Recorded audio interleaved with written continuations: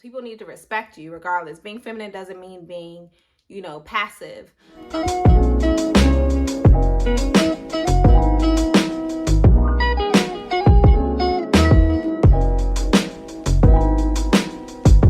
Welcome back to my channel. Welcome if this is your first time here. My name is Day, and if you like these types of videos, go ahead and subscribe and join the family. Stick around. I would love to have you guys here. And for those of you who have been here, thank you guys so much for coming back to see me and joining me with another video. Today's video is going to be a chit chat. Get ready with me. I asked you guys what you wanted to see, and so many of you guys have been asking me for my get ready type of routine, and then also chit chat with you guys about some of the things that, you know, you may see me post, or just some of my opinions.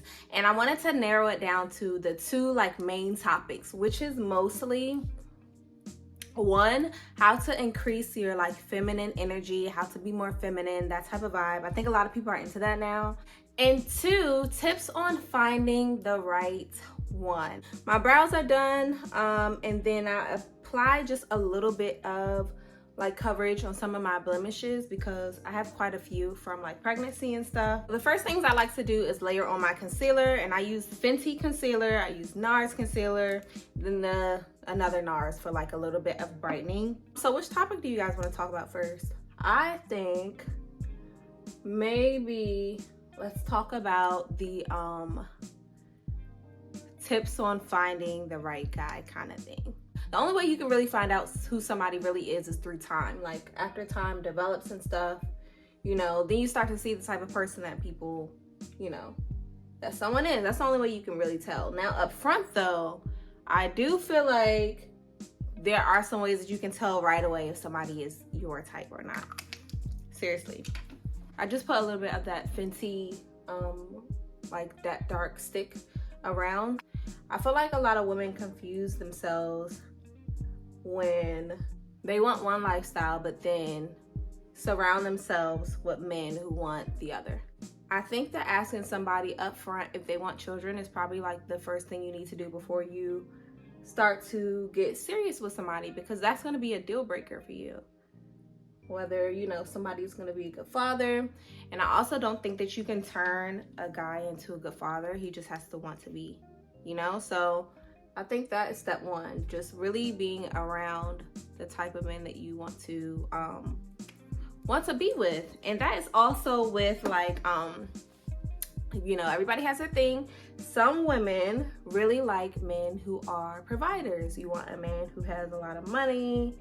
You know, it is what it is. However, some women are surrounding themselves with men who work, you know, everyday, middle class, 9-to-5 jobs, and don't really have a lot of extra money, and then they're confused when, you know, that everyday guy is not able to provide a luxury lifestyle. You know, so I think that you should just be honest with yourself up front. Ask yourself, what kind of guy do you want? And then only surround yourself with those type of men, as opposed to trying to make someone into something that they're not. You really need to tell someone directly what it is that you're interested in from the beginning. Please don't ever be the type of person that says, I'm just gonna let things, you know, see where things end up. You need to be intentional about what you want, because that person might want more, you might want more, you know, out of the relationship. And you know, you get frustrated when you're expecting something that you never discussed in the first place. There are a lot of guys out there that I feel like are just not marriage material. They don't plan on getting married. They don't ever plan on proposing. And, you know, sometimes women, we just assume that, you know, all a guy needs is time and he's going to propose. And that's not always the case. Many times they just don't, you know, they don't propose. And a lot of times with guys, you have to ask. A lot of them will know you want to get married and not even mention the fact that they don't plan on ever getting married. This is another thing. This is just my opinion, guys. I'm a little bit old school in terms of things, but I feel like when it comes to dating someone, especially when you're meeting somebody new, there are certain things that maybe you should hold back on until you know the type of person that you're dealing with, until you know who the person is. And that, to me, includes, some levels of intimacy. Until you know that you're gonna be with somebody for I would say forever, but for most people for a very long time, I just think that you should try to withhold yourself from being intimate with them for as long as you can, because it really does confuse people. I don't think people really understand that. When you bring that into the situation, things just get messy. Now, again, all this is for, if you're looking for the type of guy to settle down with, to start a family with. I feel like that requires more. If you're the type of person where you're just I'm not interested in that, I'm just looking for somebody to have a good time with, I feel like the requirements are a little less, serious, because, it's not that deep. But if you're looking for somebody to raise your kids, you kind of have to raise your standards, because you are going to be stuck with that person, stuck with them for the rest of your life, really. I mean, once you have kids with somebody, you kind of are connected with them at least for another 20 years. You want somebody who's going to be a family person. If you want somebody who's going to cook and clean just as much as you cook and clean, know that and be looking for that. Don't settle for anything other than that. Upfront what type of guy somebody is. Now, that's not saying that people cannot change, especially if you're very young. Obviously, if you're a teenager, people can change. But once again, you don't have to wait on people while they're changing. You tell them, you know what, when you get yourself together, maybe I'll be here. If I'm not taken already, maybe we could try again. But you don't have to wait for somebody to fix themselves. You know what I mean? No, we ain't doing that. Also, here's another thing. Here's another way that you can tell. Pay very close attention to how the person that you're with speaks about their past relationships. If they are speaking so terribly about their ex, dogging her, calling out her name, craziness, that's probably not somebody that you want to deal with. But then on the opposite end, you really don't want to be with somebody who is friends with their ex. I know people have different opinions about that. To me, it's you had your time with the person, move on. That's my opinion about it. But you don't want to be in a relationship with somebody who hasn't let their past go either. So that's another way you can really tell. Ask people about their history. There's nothing wrong with that. You're in their business for a reason, especially if it's somebody you think that you are going to be involved with. Ask people. And you don't have to be so serious. I need to figure out now what's going on. No, you can ask somebody, in a non-pushy way what happened in their past relationship. So, why are you single? You're a good catch. Why didn't it work out with you and your, ex or whatever? There's nothing wrong with knowing that, because I feel like people's past will tell you almost everything you need to know about them. Seriously. Your past tells you everything you need to know about yourself too. Some stuff we need to learn from and heal from. Let me tell you guys, when I first met my husband, he was by no means perfect, okay? He was a piece of work. And I'm not saying he was a piece of work as in he was crazy, because there are boundaries. But he did have some growing to do. And I was willing to, wait around for him to grow. Granted, we were young now. We were 20, I met him when I was 19, 18 years old. So we were young. Some stuff when you're older, you should not be putting up with. But we were young. And I decided to wait for him to mature in some areas.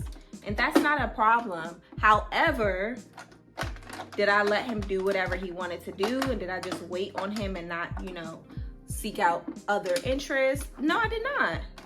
I still went on dates with other men, not necessarily just put all my attention in one place. Even though I really did love my husband back then, I said, if he can get himself together, I'll be here. And if not, oh well, it is what it is. Somebody will offer you the things that you desire. Now, if you have children, your standards got to be even higher. I'm not even joking. Don't let nobody around y'all kids. Honestly, honestly, please don't let people around your kids. People are just weird these days. You just never know. Our next topic is increasing your femininity, your feminine energy. This is something that I'm always trying to do. It gets harder the busier that you get. But guys, like, I'm serious. It can really take you from, in my opinion, feeling not so great to feeling so much better just because you took time to like work on yourself. So of course, a lot of people will say that being more feminine energy is not necessarily about what's on the outside, and I can agree to some extent. But I feel like you are the most feminine when you just take time to care for yourself, pay attention to the detail. Yes, you can go to work without makeup on, or, you know, with your hair just pulled back, and that's fine if that's what you want to do. But if you know that you love looking nice, and if you're a makeup girl and you love putting on makeup, try to work that into your morning routine. Take time for self-care as often as you can. That's another reason why I don't really like doing a lot on the weekends, because I feel like the weekends are, that's my self-care time. That's my time to kind of regroup. If I need to do my hair, do my nails, do a facial, get myself together, take a nice bath, have some tea, and unwind and reflect on how I can be a better woman, how I can reach my goals. That's what I need to do. A lot of times as women, like, the older we get and the more responsibilities we have, even women on the job, you just give so much to everyone else that you know, you don't really have much left for yourself. And I feel like being feminine, first and foremost, is taking care of you and understanding that you can only give when you're the best version of yourself. I had the desire to be more feminine as I got older. I'm not saying that every woman should be that way, but just some women enjoy that, and that's what I enjoy.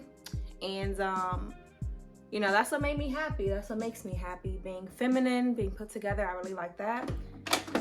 And aside from like the physical things, another thing I feel like made a huge difference was the way I spoke to people and the way I spoke to myself. I think that's also important. Just be kind, you know?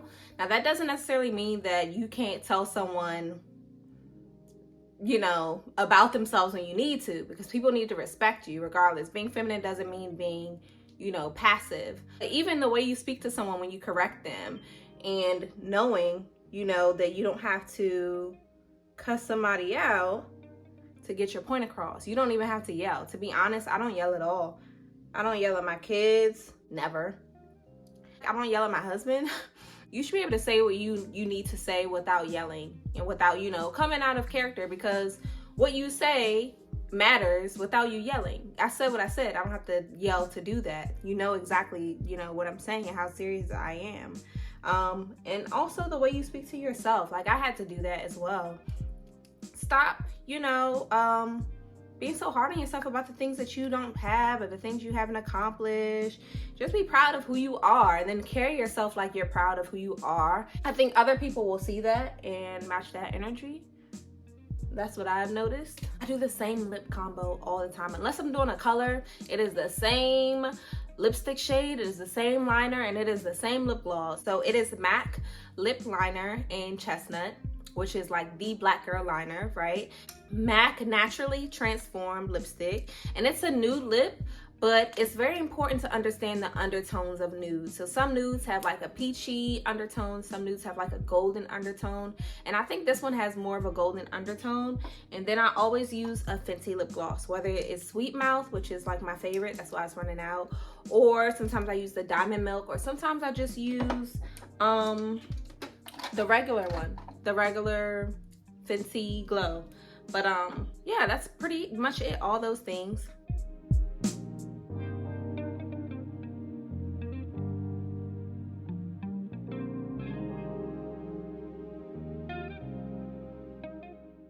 All right, I'm putting on some mascara, and then I'm gonna put on my lashes off camera because that's a task. I don't know why. Lately, I have been having a time putting my lashes on, guys. I have no idea why. The sun is coming up. Whew. Okay, guys, so we have on our lashes, jewelry. I just did these Chanel studs, the bigger ones. I have on like my bracelets, my watch, my rings. and of course the necklace that I wear every day. I'm gonna spray my face with this Charlotte, is this the Charlotte Tilbury? So I also like to take my brush and just pat over those areas after I blend. Okay, next we're gonna just take off our scarf. I'm just wearing my hair straight, out and straight. And then I like to take my bronzer brush and just kind of go around my forehead again since I have my scarf on, just to like connect the parts that didn't get bronzed, if there's any. I like this look. It's giving like kind of like a fall, like, you know what I mean? Like, it's not as like bright. I kind of like it. I think the hair has a lot to do with it. I like the fact that like the accessories aren't too gaudy. Like if you look, you can see them, but they're not like out there. So me and my face and my hair and stuff is the look, you know? I will probably put a jacket on with this, just to like cover up my shoulders if I take pictures. Hope you guys enjoyed the video. I hope you guys enjoyed chatting with me. Of course, please put your comments down below on any other topics. I don't mind if anybody like disagrees with me or anything like that. That doesn't bother me at all. In fact, I would love to hear your point of view on anything I discussed. If you agree, if you disagree, your tips, anything like that. But yeah, thank you guys so much for joining me with another video. And of course, I will see you guys in my next one.